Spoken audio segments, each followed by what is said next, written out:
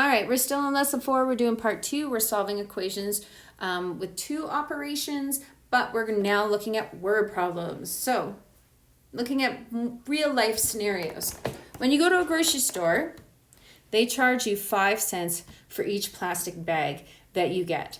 So how can we write an expression that represents this? Okay, so I'm looking here. That's not really important. What's important here is it's 5 cents for each plastic bag. Okay, it doesn't tell us how many plastic bags we're getting. So that is the variable. Okay, and it's costing 5 cents for each bag. So this is going to be my expression. Now I can test this out. Okay, so if it's 5 cents per bag, and I'm going to get 3 bags, that is going to be 15 cents. Okay, and then you can do these last 2 and just check it out, make sure it works, and pause and come back. So 5 cents times 5 is going to be 25 cents, right?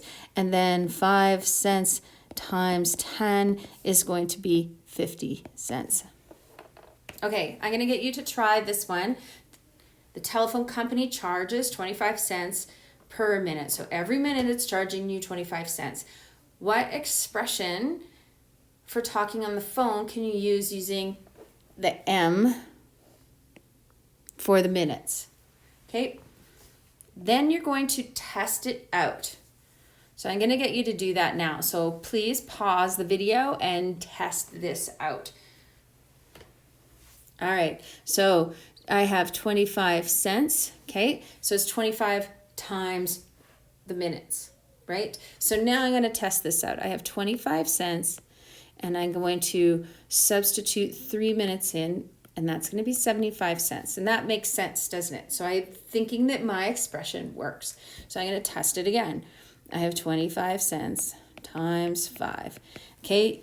And I know that there's 4 25s in $1, so I know I have $1.25. Okay, and then the last one here, I have 25 cents times 13. So I know 4 for every dollar, so 4, 8, 12. So I have $3.25. Okay, so how is this relevant? Well, Sarah, my friend, gets a phone bill and it's $1.50, which is 150 cents, right? So just for talking on the phone, I want you to use your expression to determine how long she talked on the phone for. So pause the video and then work this out and then come back. All right, so we have our expression here, right? And we know what the answer is. We know what the total here is. And I'm going to use the cents just because it's easier. You have to leave them in the same units there. All right, so, or it's easier to use. Now, I'm going to divide because I'm multiplying there. And I'm going to divide here. Okay, and now M is going to be equal to 6 minutes. And now I'm going to test this out by plugging this back into the equation. So I'm going to go 25 cents times 6 minutes, and that's going to be equal to $1.50. Okay, so I'm going to get you to try this as well by yourself. It costs $8. This is a double variable, okay? So the first thing you're going to do, remember, is you're going to put in the variable, and then you're going to do things to the variable. It costs $8 to rent a pair of skis and $4 an hour to use the skis. So you're going to write an expression of how much it costs to rent a pair of skis and use the skis for blank hours. Right? So the H is how many hours they're using. So that's your variable. So pause, come up with your expression, and then come back and we're going to use that expression. Okay, so I have, these are my hours. I'm not sure how many hours I'm going to be skiing on the hill. But I know that for every 1 hour, it's going to cost me $4. So that's where the multiplication is. And then the rental ski price is not changing. So that is what I'm adding on. So that's the double variable there. Okay. Now I want to know how much will it cost to rent the skis for 5 hours?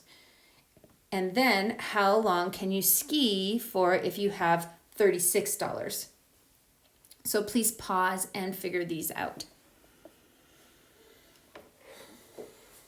Okay, so I just plug that 5 hours in there plus the $8, and then I'm going to figure this out, right? So this is, because I don't know what the answer is, so this is 20 hours plus $8, and that's going to be $28.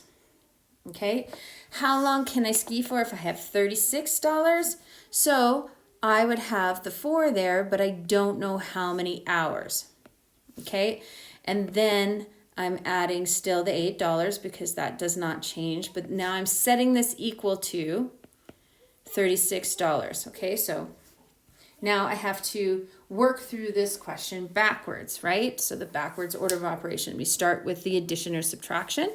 So I'm going to subtract here 8, subtract here 8. Okay, so this is going to be 28. And now I have 4 there, 4, and I divide by 4, divide by 4.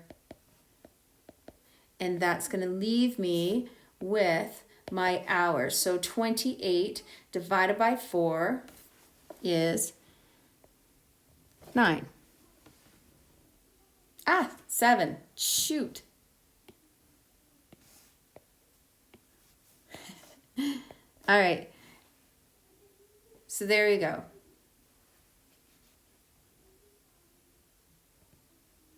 All right, so now I'm on another ski hill, and that ski hill charges $20 to rent a pair of skis, but only $2 an hour to use the ski hill. So make the expression for this question, and then come back. Okay, so I have the H for the hours, right?